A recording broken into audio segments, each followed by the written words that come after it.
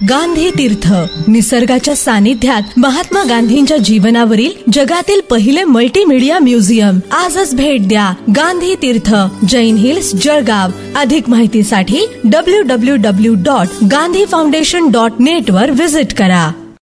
सांगणार तुम्ही आज एसपी साहेबांना निवेदन दिले काय?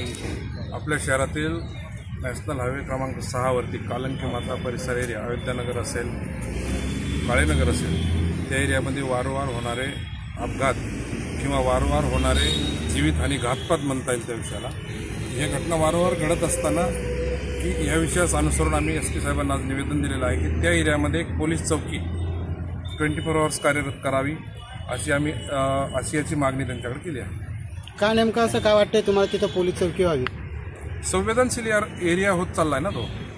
प्रत्येक गोष्टीमध्ये तिथं किरकोळ भांडण असतील, किरकोळ भांडण तर रोज होतात.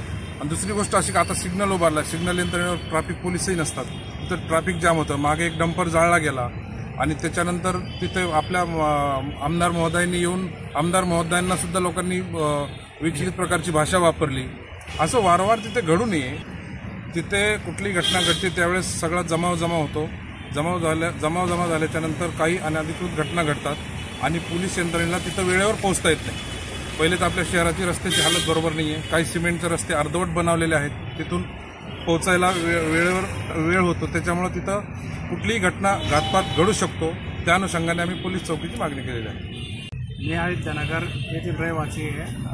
मोठ्या त्या प्रभागामध्ये मोठ्या प्रमाणामध्ये लोकसंख्या आहे आणि त्या कालिंग माता चौकामध्ये कुठल्याही छोट्या मोठ्या घटना ज्या वेळेस घडतात त्यावेळेस आपण ज्या पोलीस यंत्रणेला फोन केल्यानंतर तिथं हद्दचा विषय येतो. ही आमची हद्द नाही, MIDCची हद्द नाही, बटरमपेठची हद्द आहे, बटरमपेठवाले MIDCवर लोटतात, असाही प्रकार तिथं त्या बाबतीत घडत असतो. त्यामुळे तिथं पोलीस चौकी असणं आवश्यक आहे.